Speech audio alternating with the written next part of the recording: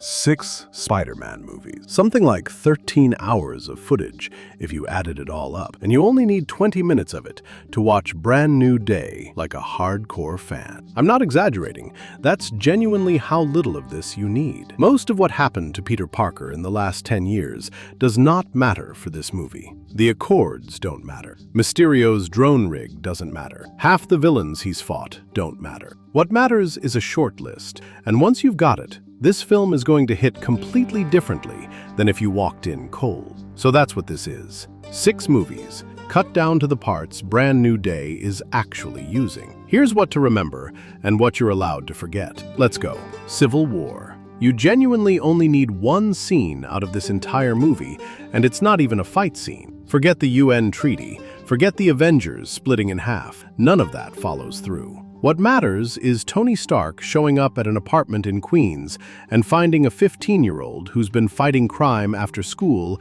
in a hoodie and a pair of swim goggles.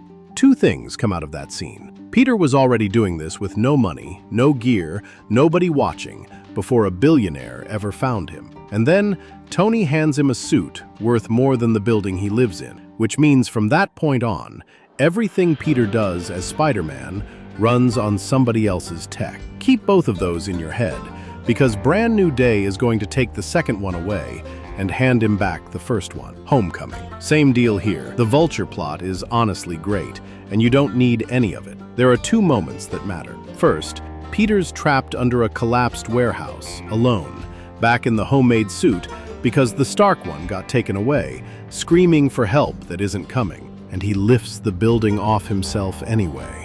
Nobody clapped, nobody helped, there was no one there to see it. That's kind of the whole point of the character in one scene. Take away every gadget, and he's still going to do it. Second moment, the ending. Tony offers him a spot on the Avengers, in front of cameras, and Peter says no. He picks being a normal kid over the biggest job offer on the planet. Hang on to that, he chose that. Because over the next 3 movies, the universe takes the choice away from him entirely. Infinity War. You can compress this whole movie down to about 30 seconds. Peter follows a spaceship into orbit because he physically can't stop himself, ends up on another planet fighting Thanos, and turns into dust after the snap. The part that actually matters is how it plays out. He knows it's coming before it happens. He tells Tony he doesn't feel so good, says he doesn't want to go, apologizes, and vanishes in his arms. That scene isn't really about Peter, if you think about it. It's there to set up what Tony does next, which is the entire reason Endgame goes the way it does. Endgame. There's one detail everyone glosses over here, and it's the one that actually matters for Brand New Day. Peter was dead for 5 years, but he didn't experience 5 years. For him, it's instant. He blinks, and he's standing on a different battlefield. Everyone he knew has lived half a decade without him. Kids from his class are adults. The world just filled in the hole where he used to be. And then he walks back into it, still 16, like nothing happened, except now, everything's happened. And the first thing waiting for him is the biggest fight in the history of the universe. And the last thing that happens in that fight is Tony Stark dying about 10 feet away. So, he comes back from the dead into a world that already moved on and loses the closest thing he has to a father inside roughly 1 day of his own lived time. Then he goes back to high school on Monday.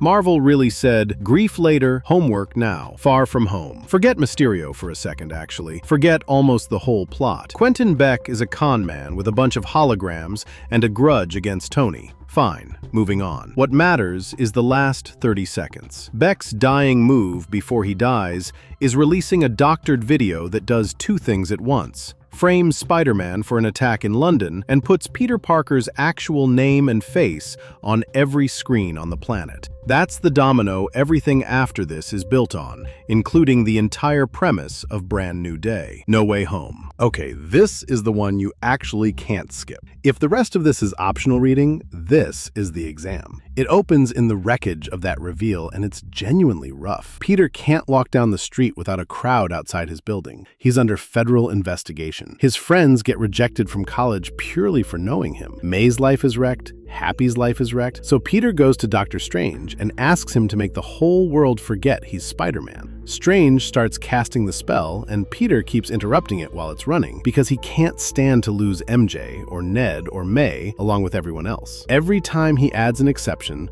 the spell gets messier. It eventually breaks entirely and cracks open the multiverse, and it starts pulling in everyone from every reality who ever found out Peter Parker is Spider-Man, which is how you end up with Doc Ock, Green Goblin, Electro, Sandman, and the Lizard, all standing around in New York. These are villains from the two Tobey Maguire and Andrew Garfield Spider-Man trilogies, in case you've never seen those either.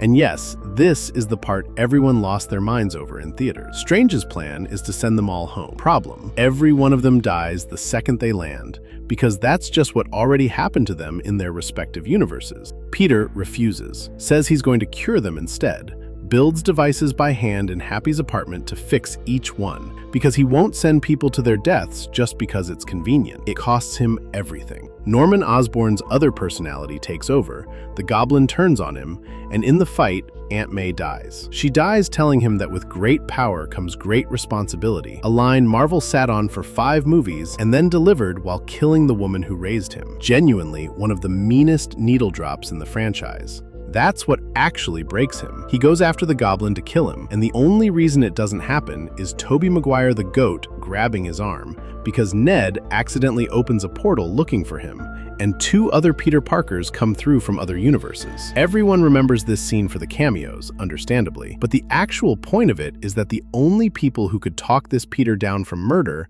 were other versions of himself who'd already stood in that exact spot and made the same choice. Then the sky starts breaking anyway, and Strange says there's one option left: make the entire world forget Peter Parker. Not just the secret identity, but the whole person. Every memory, in every mind, in every universe. Peter says, do it. MJ won't know him. Ned won't know him. Everyone who ever raised him or loved him will have zero memory he existed, and he'll be the only person alive who remembers any of it. The movie ends with him walking into the coffee shop where MJ works, whole speech ready in his head, and then he just looks at her, sees she's safe and happy, and her life is simple again. Orders a coffee, leaves. Then he rents a room, sews a suit by hand with literally zero Stark tech in it, builds his own web shooters from scratch, and goes back out. Where this leaves him, worth actually sitting with how total this is, because Brand New Day is built entirely on it. No mentor, cause Tony's dead, and the money and tech died with him. No family, cause May's dead, and there's nobody left alive who even remembers he had a nephew, so he can't grieve her with another human being. No friends, cause Ned and MJ are alive and fine, and to them, he's a total stranger. No paper trail either. No transcript, no employment history, no one who can vouch he exists. And no help from Strange, who told him flatly not to come back. Then there's the weird part on top of all that. Spider-Man is still public. The spell never touched Spider-Man, only Peter Parker. The city still knows there's someone in a suit saving people. There are still news reports about him. People still shout at him from the street. So Peter's living in a city that cheers for him every day and has absolutely no idea he's alive. Famous and completely anonymous at the same time. And the two can never touch. 3 things to actually watch for. 1. Watch for cracks in the spell. This kind of full erasure never stays clean in the comics. There's usually one person it didn't quite reach, and if this movie finds them, Peter's whole situation flips in a single scene. 2. Watch the money. He's paying for his own web fluid now, out of a wage he can't legally earn without a name on record anywhere. That's a real, boring adult problem. And from what I've seen of the marketing, this movie is not treating it as a joke. 3. Watch MJ. Marvel has been unusually careful about how she's shown up in the trailers. And if you've seen them and watched my previous video, you already know why people are asking who she's with now. And honestly, worth adding a 4th, the trailer's already shown Peter with organic web shooters growing out of his own body, and some very not normal black eyes, plus John Bernthal back as Punisher, and Mark Ruffalo as Hulk, both apparently in this one. None of that connects to anything above, which either means it's this movie's whole new mystery, or Peter's about to have a much worse week than even losing everyone he loved. My take: this is the first Spider-Man movie that's ever started with the character having nothing to lose and nothing to lean on, which finally lets it ask the one question about him that was always the actual interesting one. Not whether he wins the fight, but whether he still goes out there when there's no suit money, no team, no one thanking him, and not a single person alive who knows his name. If this got you ready, Subscribe, because I'm covering Brand New Day the week it drops. And drop a comment on which memory you think survived that spell, because somebody's did.